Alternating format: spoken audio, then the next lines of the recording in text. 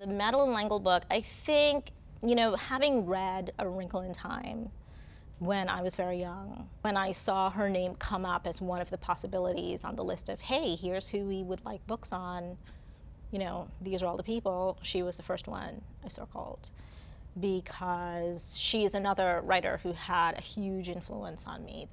The idea of fantasy in a children's book was not one that I had really seen. I'd seen a lot of realistic books, and so I really jumped on that. So when I was doing the research, it unfortunately was around the time that she was ill, and she was getting worse and worse. So I was not able to get in contact with her and be able to talk with her. I actually became friendly with her granddaughter later on, but during the process, it was a little bit disconnecting because there wasn't anybody that I could talk to. But I do remember that I was reading a nonfiction book that she had written just to prep myself to write.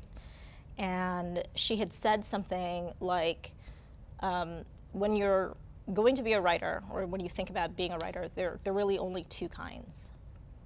You can be great, or you're just mediocre. And she was thinking about this a long time ago.